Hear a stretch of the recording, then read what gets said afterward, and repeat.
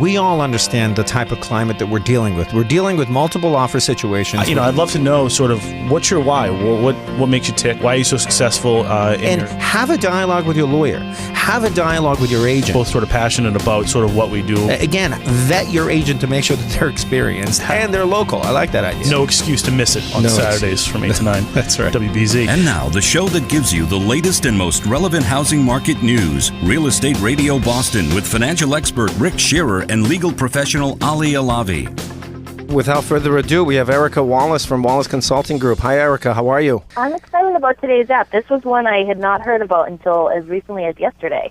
Yeah, I know. When you told me about it, we do a lot of referrals out on this show, so it piqued my interest as well. Absolutely. Yeah, I think it's a perfect fit for a lot of the listeners, too, because I think that's kind of where business is at, is passing along those referrals of people that we know and trust. And this app is called Referron. It's actually Refrerron. It allows you to sync with the contacts that already exist in your phone or your iPad or your tablet, and in a matter of, say 20 seconds, you can connect two people by just pressing on each of their names and pressing connect, and it sends the email for you. And a lot of times when you try to refer somebody that you maybe meet somewhere and you want to connect them to someone you have to write that kind of awkward email that says, hey, meet so-and-so, and you're doing it all over email, and it's just not that smooth. This writes the email for you. It allows you to add a personal note if you want to, and it connects the information that already is in your phone with the other person automatically. I tell you, we do a ton of referrals, and I always find myself in being involved in composing these long, drawn-out emails. And I'm long and drawn out. I know you're giving me that look. You are long and drawn out. No, I like the one. It's it's so great to meet you over email, and it's, the whole thing. So this sort of takes that out of it, which is great. And how do people get it? If they go to Referron, REFERRON.com, or just search that in the App Store for Apple or for Google Play. Awesome. Thank you so much, Erica. Thank you. This app is definitely going to come in handy. I like it a lot. We've covered this topic in the past, and this topic is obviously the medical marijuana, and we're sort of segueing into the drugs aspect of things. Correct. So I'm in a condominium. I live in this condominium, and the guy next to me, by right, according to state, can smoke or even grow his own marijuana. What's an association or a board to do? Well, I'll tell you, it's funny that you say that. I just had a phone call from a property manager this week, and she said to me, Ellen, the neighbor next door, the unit owner next door, is complaining that there's a smell of marijuana coming from the next door unit, and she wants the board to do something. So my first question, I said, well, why don't you ask her how she knows what marijuana smells like? And, well, I think we all went to college, or most of us. I'm not going there.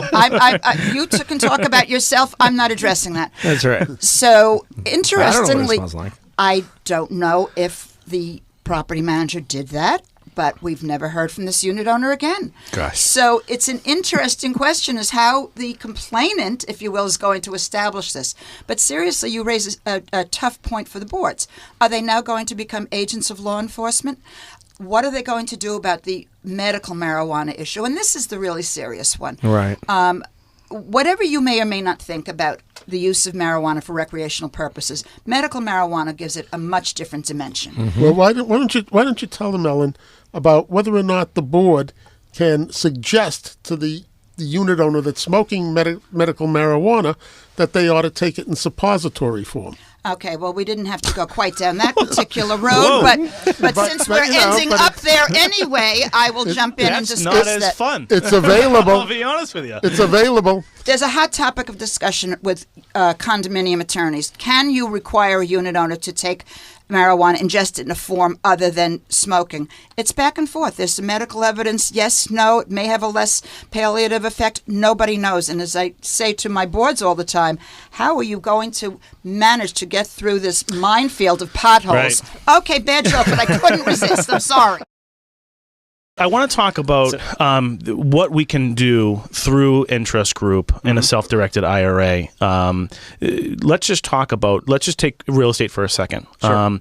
In investment properties. This isn't something that I can take money out of my IRA and buy a Cape house that I might rent out, but I'll use it a little bit. This is pure investment properties, correct? Absolutely true. While self-directed IRAs allow people to invest in things you ordinarily wouldn't be allowed to through an IRA at a traditional provider. So you've got a lot more leeway in terms of the underlying investment. There are still some pretty rigid rules you want to follow in terms of usage, who can be your renter, who can be your tenant, and so to speak. There's a lot of restrictions around these, so you definitely want to consult with a professional and understand the guidelines. Are there restrictions with regards to the type of property that I can purchase? There are not. Actually, that can really run the gamut. I have clients that are buying everything from condos in Florida to full-scale commercial properties as a pooled investment for the most part. But really, there aren't restrictions on the type of real estate. The restrictions really are on the usage, not providing sweat equity to improve the property yourself, not renting to certain family members, things along those lines that can be seen as self-dealing. I think at the end of the day, if you think about the fact that your IRA is for future future benefit. Absolutely. You can't take any benefit today out of your IRA. So if you think about it in that term, so when you get rental income, let's say you have a three-family, you pay cash for a three-family. Right. That rent roll all has to go back to an LLC that is set up, or directly to the IRA. Depends on how you actually make the purchase. But what you said in starting that was absolutely true. This is really intended for retirement savings. You're trying to build long-term assets for when you're 60, 65, whenever you decide to retire, then you can use it as income. Currently, that's why the restrictions are in place. Basically, the IRS doesn't want people to get a current enjoyment, if you will, out of their retirement savings. Now, does a potential buyer or a seller, are they sacrificing? And I think this is sort of the myth that the industry is plagued with when they see the Redfin formula. Sure. Is the client provided the full services of any other brokerage house with Redfin? Okay. We feel that not only are they getting the full services that they would with any other broker, but they're getting more. We really feel that we deliver 130%, not 100%. Okay. And that's based on our particular model. We operate in a team setting so that if someone wants to work with Bill or me, they don't get just Bill or me. They also get a team. We have a transaction coordinator.